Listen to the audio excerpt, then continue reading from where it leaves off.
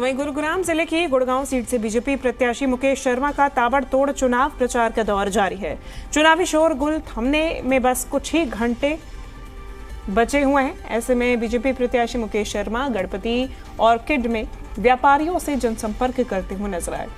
यहां उन्होंने व्यापारियों से 5 अक्टूबर को बीजेपी के पक्ष में वोटिंग करने की अपील की। चुनाव प्रचार के दौरान बीजेपी प्रत्याशी मुकेश शर्मा ने कहा कि सारे व्यापारी बीजेपी के साथ हैं और वादा करते हैं कि मैं आपका पक्का सेवक हूं और मजबूत चौकीदार रहूंगा। गुड़गांव सीट से बीजेपी प्रत्याशी मुकेश शर्मा ने विपक्ष पर निशाना साधते हुए कहा कि चाहे कांग्रेस हो या निर्दलीय उम्मीदवार, किसी का गुरुग्राम में कोई वजूद नहीं है। उन्होंने कहा कि वो पक्के सनातनी हैं, चाहे शुक्रवार हो या कोई भी वार, न टोपी पहनता हूं न टोपी पहनाता हूं। मुकेश शर्मा ने कहा जो अफसर अभी काम करके खुश नहीं है, एक बार विधायक बन गया तो उनको भी काम करना ही पड़ेगा, चाहे प्यार से या फिर दबाव में।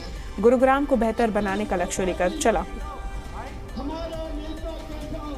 तो गुरुग्राम में भी देखिए चुनावी प्रचार प्रसार लगातार जारी है और ऐसे में मुकेश शर्मा ने भी अपनी जीत का दावा किया है। लोगों से संपर्क करने के लिए पहुंचे लोगों के बीच बीजेपी का भी ताबड़तोड़ प्रचार देखा जा रहा है। गुरुग्राम जिले की गुड़गांव सीट से बीजेपी प्रत्याशी हैं मुकेश शर्मा, जिनका ताबड़तोड़ चुनाव प्रचार का दौर जारी है।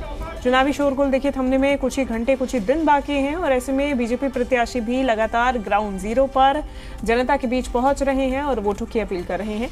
बीजेपी प्रत्याशी मुकेश शर्मा गणपति ऑर्किड में व्यापारियों के बीच पहुंचे, उनसे जनसंपर्क किया है। उन्होंने व्यापारियों से 5 अक्टूबर को बीजेपी के पक्ष में वोटिंग करने की अपील की है।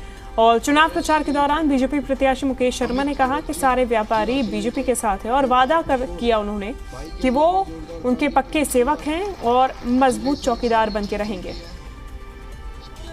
भारतीय जनता पार्टी तीसरी बार हरियाणा में सरकार बनाने के लिए जा रही है और गुरुग्राम विधानसभा हम 90 की 90 विधानसभा में सबसे ज्यादा मार्जिन से जीतेंगे। आप चिंता मत करो, सैनी साहब जो बोल रहे हैं, सैनी साहब ने करके भी दिखाया है।